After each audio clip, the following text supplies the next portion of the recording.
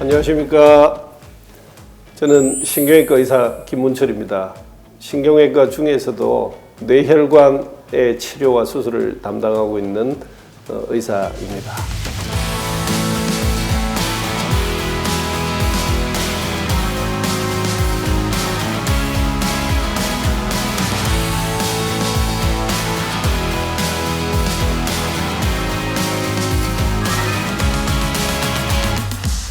참 편안한 의사였으면 좋겠습니다.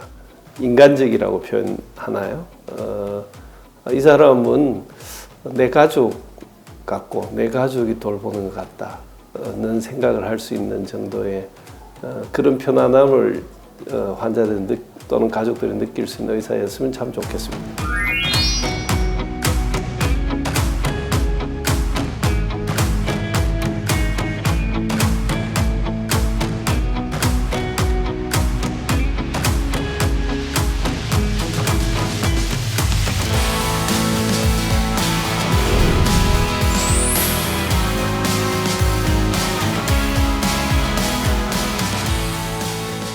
환자의 생사를 결정짓는 치료에 필요한 최소한의 시간, 골든타임이죠. 특히 그 뇌혈관 질환에서는 이 골든타임이 굉장히 중요하다고 하는데 우리 포항 지역에서도 이 뇌혈관 환자들의 골든타임을 사수하기 위해서 앞장서는 분이 있습니다. 네, 어디 계시냐고요? 여기요. 네. 안녕하세요. 안녕하세요. 김문철 원장님이시죠? 네, 맞습니다. 반갑습니다. 반갑습니다. 저는 이제 여기 큰 병원이라서 오면서 상상을 했어요. 원장 선생님은 어떤 분일까? 왠지 은발에 근엄하시고 약간 그 카리스마가 막 흘러넘쳐서 저를 약간 기죽이는 그런 분이 아닐까라고 생각을 했는데 너무 밝은 인상으로 맞아주셔서 들어올 때부터 기분이 확 좋아졌습니다. 감사합니다. 칭찬으로 받고. 네, 핸섬하시고 이렇게 또 펀치하시고 환자분들도 참 기분이 좋아지실 것 같아요. 원장님이랑 같이 있으면. 그렇군요. 네. 여기가 뇌혈관 전문 병원이라고 하더라고요. 네. 전문 병원이라는 말을 아무나 쓸 수 있는 건지 저는 그것도 좀 궁금하고. 그렇죠. 전문 병원이 뭐죠? 정부에서 정확하게 보건복지부에서 우리나라 의료 전달 체계상 상급 종합병원, 흔히 우리가 이야기하는 대학병원에 집중되어 있는 이런 진료 체계를 좀 분산시키자고자 그 난이도 있는 수술 진료를 감당할 수 있는 퀄리티 있는 병원을 3년의 시범 사업을 거쳐서 2011년에 한 100여 개를 제정하기 시작했고 뇌혈관 전문병원이 현재는 서울 한 곳, 대구 한 곳, 그리고 이곳 포항 한 곳 그렇게 되어 있습니다. 그러면 쉽게 말하면 국가에서 인증한 네, 실력 있는 병원이라고 생각하면 될까요? 맞습니다. 네. 포항이 고향이신가요? 아닙니다. 저는 대구산입니다. 그럼 고향도 아니신데 그러게요. 포항에서 전문 병원을 하고 계시고 이유가 뭐였을까요? 제가 포항과 인연을 맺은 건 군의관 시절에 여기 포항 해병대병원 당시에는 국군 포항병원이었었는데 거기 신경외과 과장으로 오게 된 게 인연이었고 그 군복무를 끝나고 대학의 교수로 들어갔다가 뭐 정말 우연한 기회로 포항에 다시 오게 됐고 포항이 좀 이런 뇌혈관 전문 병원이 필요하다라는 생각을 하신 거예요? 뇌혈관 질환의 특징상 골든타임 정말 시간 싸움을 해야 되는 그런 질환인데 정말 싸우고 있는 전선 퍼스트 라인이라는 이 전선에서 제대로 된 시스템, 인력, 장비가 있는 병원이 필요하다는 생각은 누구나 하고 있었습니다. 그런 면에서 이 포항은 참 괜찮은 도시, 이 실험할 수 있는 좋은 도시였고 참 감사하게도 이게 성공적으로 정착하게 되어서 모두의 본이 되고 있는 게 참 감사한 일입니다. 뭐 사실 모든 병에서 골든타임이 중요하겠지만 특히 더 이 뇌혈관 관련 질환에서는 굉장히 더 중요하다면서요. 네, 맞습니다. 이게 어째서 그렇죠? 뇌혈관 질환, 다른 말로 뇌졸중이라고 하는 거는 뇌혈관이 막혀서 그 혈관을 먹여 살리는 뇌 조직이 죽어가거나 네. 또는 혈관이 터져서 뇌혈관 그 높은 압력으로 인해서 뇌세포가 죽어가거나 이제 이런 뇌출혈, 뇌경색을 포함하는 개념으로 뇌혈관 질환이라 하는데요. 특히 이제 혈관이 막히게 되면 그 혈관이 먹여 살리는 뇌 조직은 이론적으로 1분에 180만 개의 뇌세포가 죽어간다 그래요. 와. 그러니까 생각해보세요. 5분만 지나면 네. 벌써 천만 개 육박하는. 무서운데요? 네. 그러니까 사실은 정말 얼마나 빠르게 치료가 시작되고 또 그 혈관을 재개통하느냐가 환자의 예후에 결정적으로 영향을 미치는 질환 중에 하나입니다.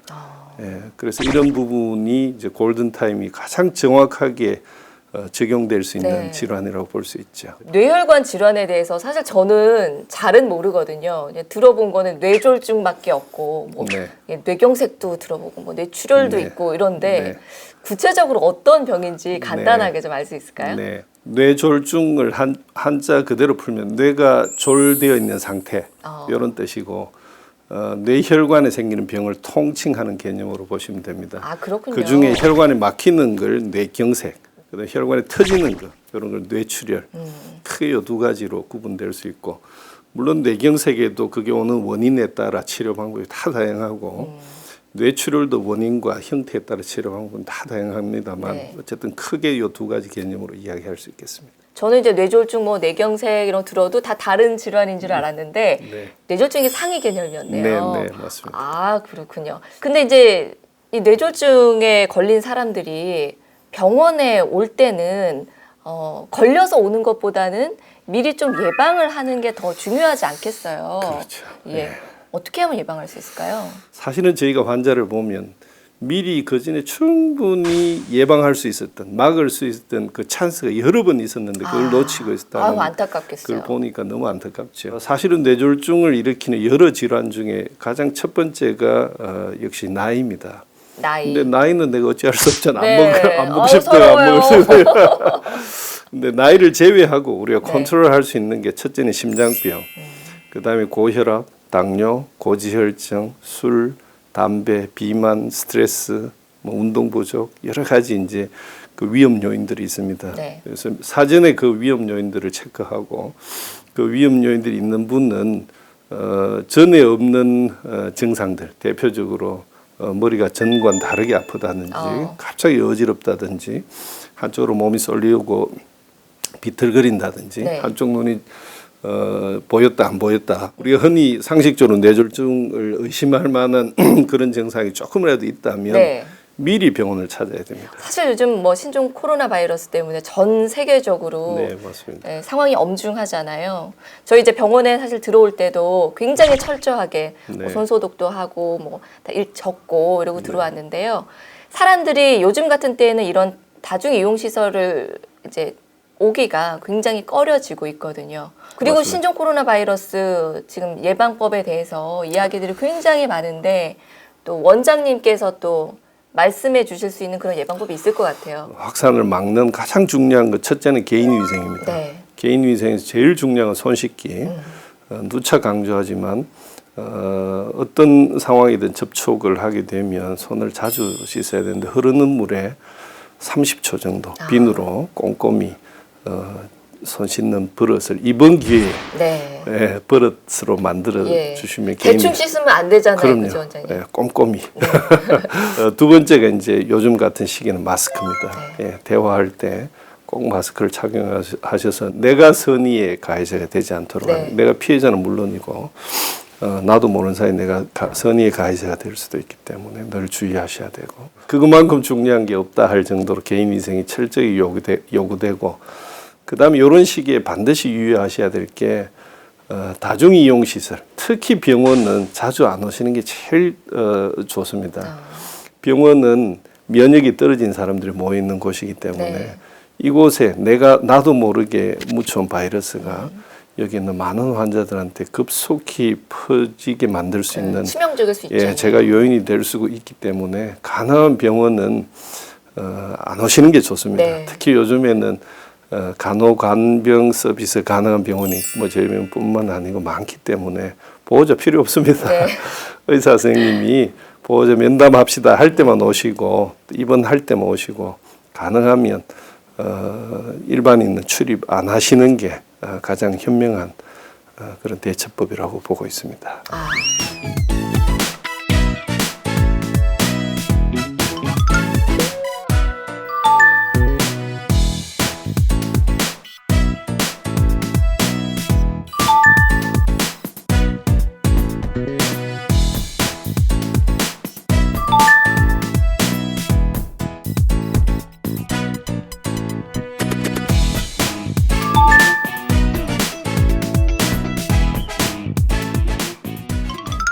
근데 여기 또 어떤 멋진 글귀가 있네요. 네.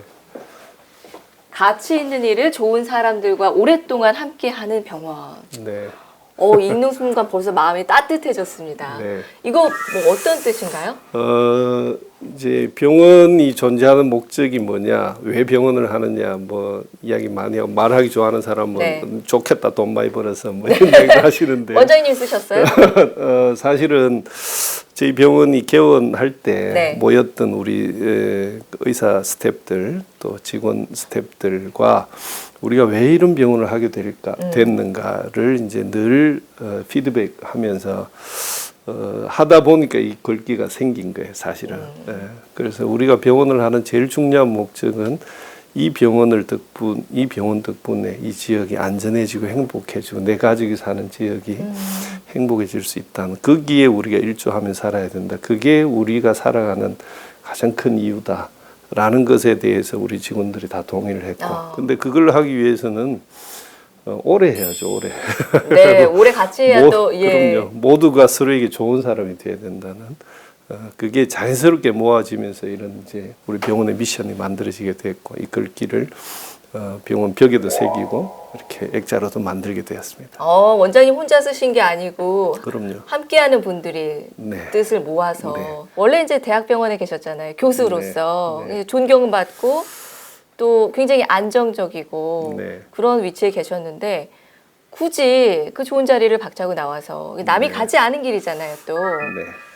위험 부담을 안고 이 길을 선택하신 이유는 뭘까요? 55년 살면서 제 인생의 가장 후회스러운 순간이 그때 사표 낸 건데. 근데 대학의 교수가 되어서 의과대학 교수로 살아간다는 게 사실은 의사로서 가장 행복한 길이라고 저는 생각을 했었습니다. 왜냐하면 가장 최신직연의 의학 지식으로 환자를 대할 수 있고 수술할 수 있고 또 학생도 가르칠 수 있고 또 봉사활동도 할 수 있고 가장 멋지게 살 수 있는 길이라고 생각을 했는데요. 생각보다 이 길이 조직도 무겁고 순발력도 없고 내가 하고 싶어 했던 거를 만들어 나가기 위해서 많은 세월을 참아야 되더라고요.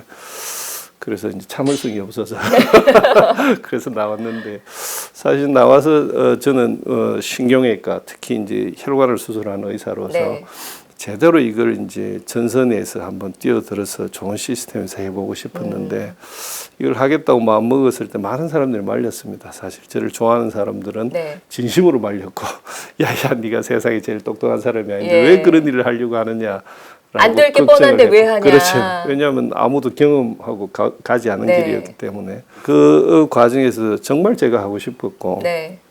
이런 일이 저를 가슴 뛰게 하고 행복하게 만든다는 그 확신이 있었기 때문에 잘 된다는 확신이 전혀 없었고 이 일을 하고 싶다는 그 마음 때문에 뛰어들었고 저는 이제 당연히 뭔가 이 병원을 만들면 성공할 거라는 확신이 있으셔서 하셨을 거라고 생각했는데 그런 것은 아니었으나 네, 네. 어떻게 묵묵히 가치를 실현하다 보니 네. 또 포항 시민 여러분들의 믿음과 지지를 받으셔서 병원 또 이만큼 오게 된 것 같은데요. 네. 포항이 고향이 아니시잖아요. 네, 네. 포항 그리고 또 포항 시민 여러분들의 인상 어떠세요? 의사로서 또 이렇게 병원장으로서 봤을 때. 포항에 대한 그 경험이 군의관 시절에 네. 그 당시 포항 해병대 병원 국군 포항병원에 이제 신경외과 과장으로 일을 했는데요. 다시 포항에 오게 되면서 포항이 너무 좋아요. 이유가 뭐냐면 네. 포항 시민들은 앞에서 보이는 게 다예요. 액면이 다 나죠. 뒤에 뒷담화가 없어요. 그래서 저 앞에서 화가 나면 소리 지르고 뭐 욕하고 그런 분이 있어요? 좀 조금 근데 그게 끝이에요. 한번 믿어주면 끝까지 믿어지고 아니면 아닌 거고 이제 또 생각해보고 또 하고 뭐 뒷담화 나오고 뭐 이런 게 없는 아주 단순하고 심플한 게 뒤끝없는 담백함. 예, 담백함. 저하고 너무 잘 맞기도 하고. 아니 그렇게 또 포항이랑 코드가 잘 맞으셔서 예. 서로 좋은 거죠, 뭐.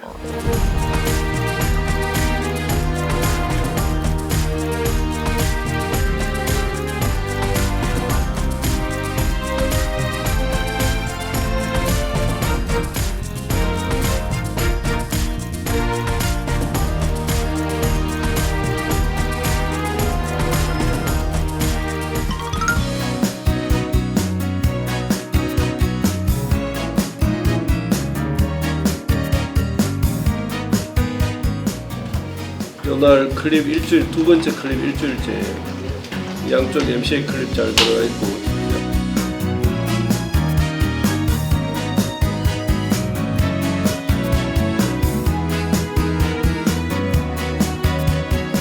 힘은 드는데요.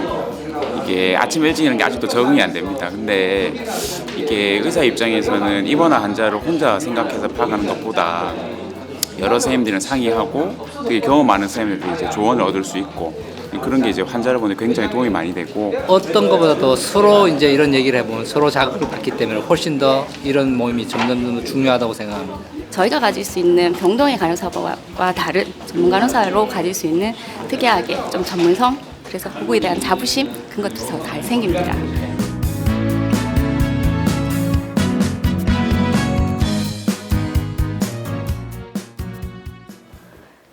여기가 회의실인 거죠? 예, 컨퍼런스 룸입니다. 네. 아니 이 병원은 하루 일과를 여기서 시작한다는 얘기를 제가 들었어요. 네, 맞습니다. 아침부터 뭘 대단한 회의를 하시길래 네. 어떻게 하루를 시작하시는 거예요? 병원이 병원다워지는 가장 중요한 필요 요건 중에 첫 번째가 퀄리티라고 저는 생각합니다. 내가 아무리 좋은 가치를 가지고 이야기를 해도 오는 족족 환자가 죽어 나가면 그거는 말이 안 되는 이야기죠. 병원 이유가 안 되죠. 예. 네. 그래서 이 퀄리티에서 가장 중요한 거는 의사는 기본적으로 하루에 한 번 이상 또는 3개월 이상 책을 보지 않으면 의사의 자격이 없는 집단이 의사입니다. 왜냐하면 늘 새로운 지견들이 발표되고 논문들이 쏟아져 나오기 때문에 그걸 끝까지 따라가야 되고 또 나도 사람이기 때문에 혼자서 사진을 보고 판단하기에는 특히나 생명과 관련된 이런 분야에서는 사실은 굉장히 부담스러운 작업입니다. 그래서 아침 7시 반에 전과 스텝이 여기 다 모입니다. 우리 전문 간호사들과 함께 그날 있었던 새로운 신환들, 수술했던 사람들, 그다음에 특수한 검사했던 사람들 다 같이 공유해서 보면서 혹시 우리가 놓치고 있는 게 있는지 좀 애매한 환자들은 서로 상의해서 그 치료 방침을 결정해 나가는 이런 메디컬 컨퍼런스를 아침 7시 반부터 하는데 너무 일찍 시작하니까 사실은 모두 다 밥을 못 먹고 오죠. 그래서 이 뒤편에 저희가 커피, 우유, 빵, 계란 이런 걸 늘 준비해서 아침에 식사를 하면서 자리에 각자 자리에 앉아서 식사를 하면서 조찬을 즐기면서 이제 회의를 그때 아침에 먹는 커피가 저는 인생에서 가장 맛있는 커피입니다. 직원들도 그렇게 생각할까요? 글쎄요, 그게 늘 숙제죠. 근데 지난 11년 지났고 12년째인데요. 단 하루도 어김없이 이 자리에 모여서 컨퍼런스를 시작하고 한 50번 컨퍼런스를 하고 나면 각 과별로 각자 논문을 발표합니다. 한 15분 정도. 그래서 가장 최신 지견을 이제 각자 공부를 하게 되는 거죠. 여기서 서로 격론이 벌어지면 그 자리에서 바로 논문을 찾는 거예요. 네가 맞다 그렇다. 그러니까 이제 제가 원장이라고 권위로 누릴 수 있는 게 아니에요. 제가 책을 보지 않으면 절대로 이길 수 없는. 그리고 수술을 하더라도 수술 사진 늘 걸려요. 여기에. 그러니까 내가 혼자 수술을 하지만 사실 이 사진은 다음 날 누군가가 본다 우리 스태프들이 그리고 평가를 한다는 걸 보고 있기 때문에 절대로 함부로 수술할 수 있는 게 아니죠. 어느 정도 시간이 지나면 이제 우리 기술들이 다 이렇게 상향 조정되는 거죠. 그런 식으로 이제 저희 퀄리티를 유지해가고 그런 것들이 포항 전체의 의료 수준을 상향시키기도 하고 저희 스스로도 이제 공부를 많이 하니까 네. 머릿속에 등기 많아지니까 똑똑해지기도 하고. 야, 이런 노력들이 굉장히 대단하다는 생각이 들기는 하는데 여기 이제 원장님을 비롯해가지고 뭐 의사 선생님들, 간호사 선생님들 모두들 다 학부 때부터 굉장히 열심히 공부를 많이 하신 분들이잖아요. 우리가 공부를 하는 건 좋지만 이렇게까지 우리가 해야 되나 이런 불만들은 안 나오나요? 글쎄 뭐 저 앞에서는 그런 이야기를 안 하는 거죠. 제가 눈 닫고 귀 닫고. 여기 네. 지금 제가 확인을 바로 하도록 하겠습니다. 안녕하세요. 원장님이랑 말씀을 나누다 보니까 아침에 7시 30분에 매일 여기서 회의를 하신다고 하더라고요. 아, 그렇죠. 괜찮으십니까? 전 괜찮습니다. 더 부지런하신 원장님이 계셔가지고 예. 원장님은 더 일찍 나오시고 더 늦게 가시거든요. 아, 그러세요? 네. 얘기를 할 수가 없겠네요, 일단. 아, 그럼요. 더 열심히 일하시기 때문에 저희의 월급을 더 확실히 챙겨주시기 위해서 이야. 너무 열심히 일하고 계십니다. 그러면 얘기를 더 못하죠. 예, 고맙습니다. 예. 오, 윤주가 프로다 프로. 예, 원장님. 확인했습니다. 불만 없으시네요. 월급으로 확실한 보상을. 네.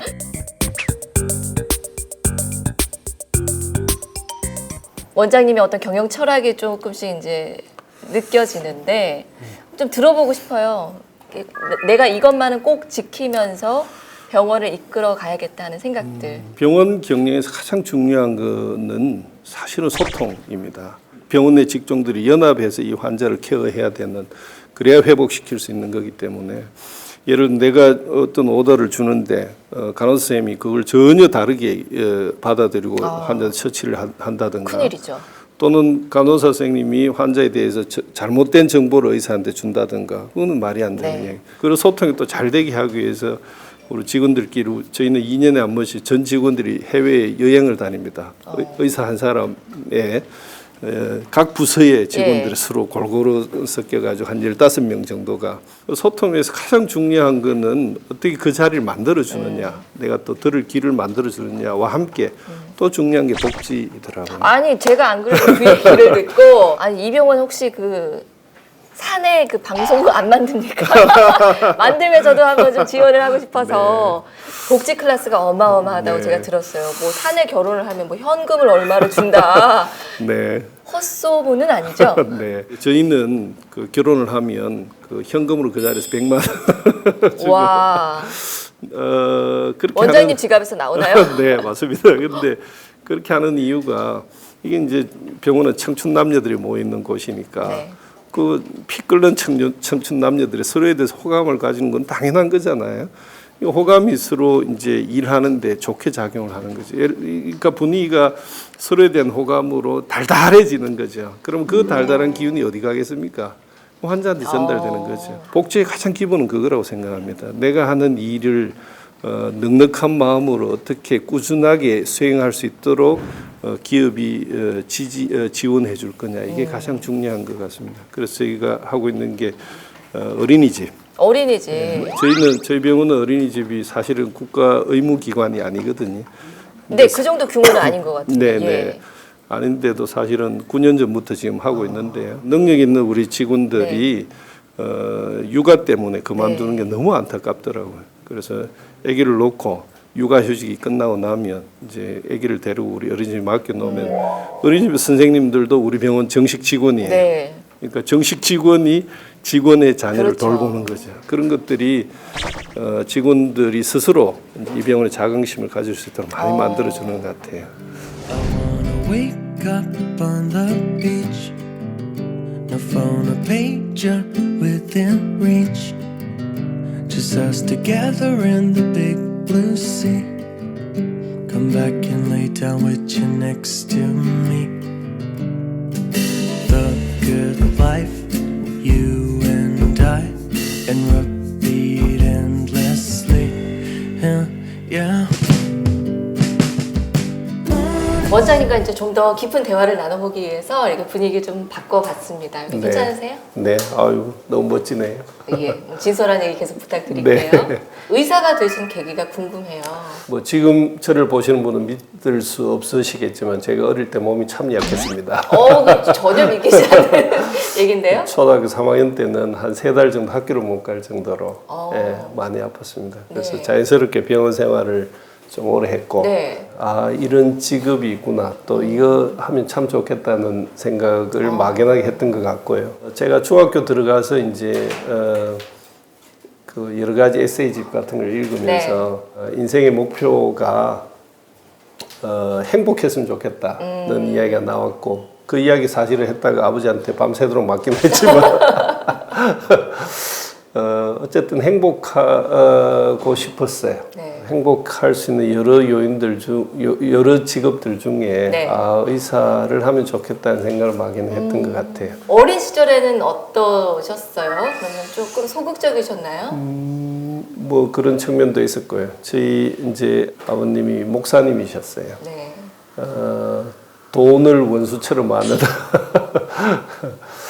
지금은 뭐 아주 존경하고 그리운 아버지지만 어릴 때는 참 많이 맞았었어요. 저희 집에 이제 몽둥이가 걸려 있었어요. 박달나무로 만들고 반짝반짝 니스칠을 해가지고 제 이름이 적혀 있는. 예. 그래서 수시로 맞았죠. 아 근데 저는 이해가 잘 안 돼요. 원장님 뭐 공부도 잘하셨고 보면 되게 순한 어린이였을 것 같은데 그러게요. 야단 맞을 일이 뭐가 있어요? 그러게요. 제 생각도 그럴 것 같은데 왜 그랬을까요? 내가 행복해진다는 게 내 자신의 개인의 위해서. 행복을 그렇죠. 좇지 마라. 그렇게 산다는 건 아니다는 네. 교훈을 주시고 싶었던 것 같아요. 그런 면에서 어쨌든 의사가 됐다는 거는 저한테 이제 그런 생각의 지평을 넓힐 수 있는 굉장히 좋은 직업을 선택한 게 아닌가. 지금에서 이제 그런 생각이 드네요. 의대에 가셨을 때 아버님께서 뭐 좋아하셨어요? 매우 기뻐하셨죠.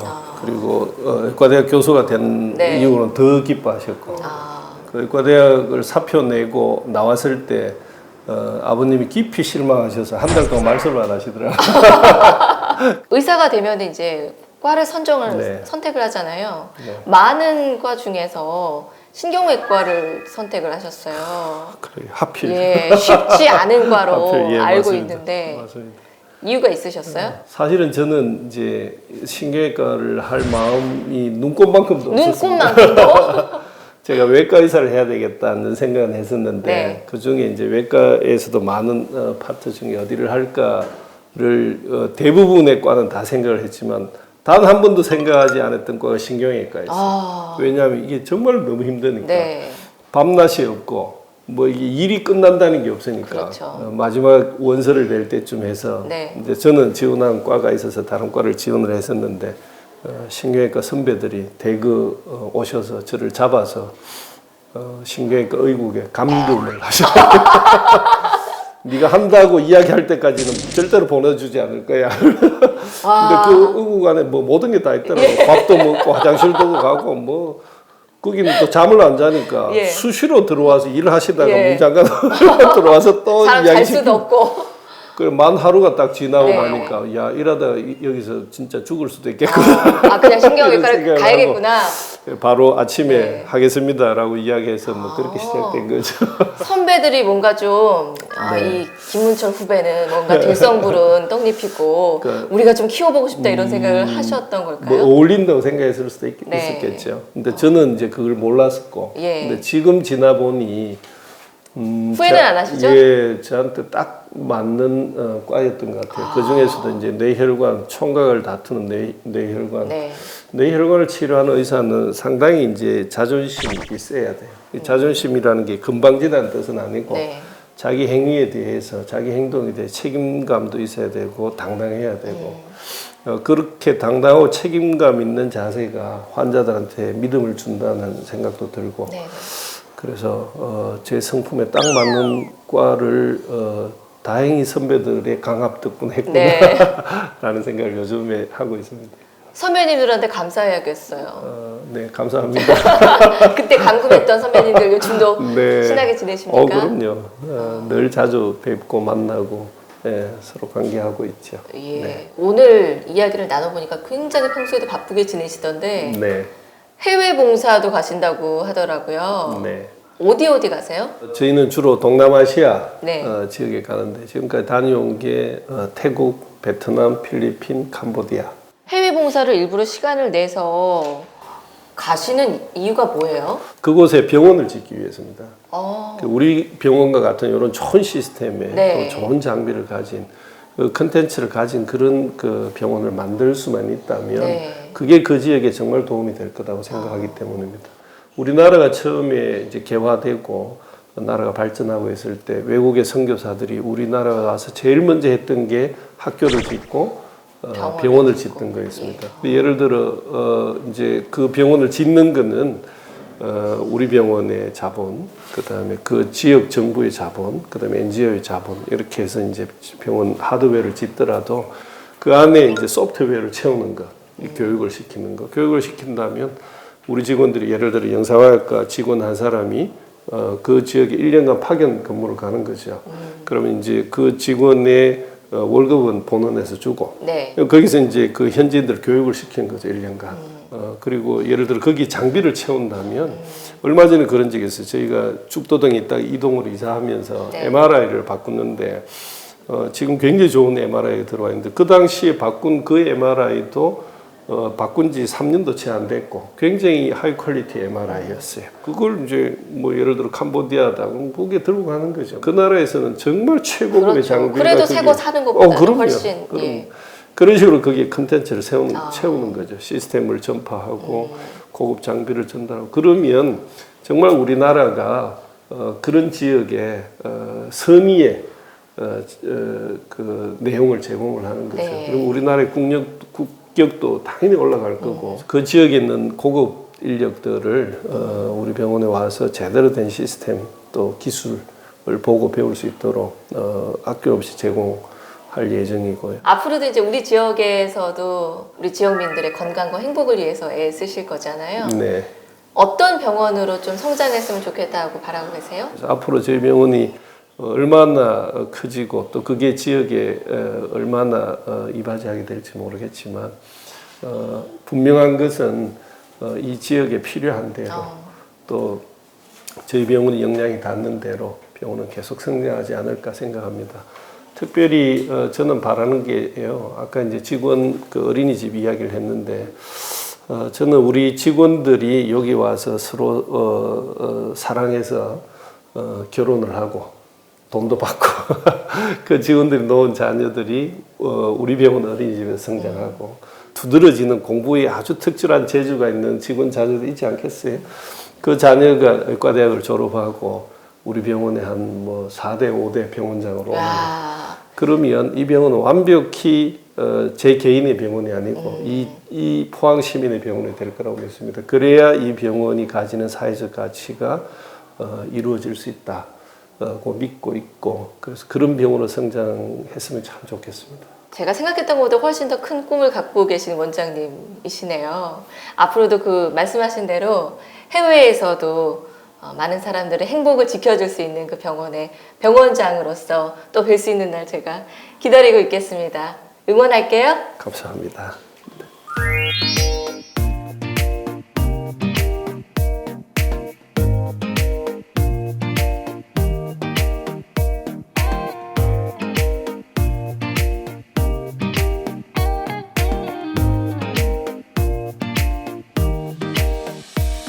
저희가 감당하고 있는 일이 정말 이 사회의 안전을 지키는 그 가장 중요한 전선에서 움직이는 이 일이기 때문에 개인의 사욕을 위해서 존재해서는 절대로 안 됩니다. 그래서 이 병원이 정말 명실상부하게 진정으로 이 포항 시민들 우리 모두의 것이 될 수 있는 모두의 자랑거리 모두의 가치가 될 수 있는 병원이 되었으면 참 좋겠습니다.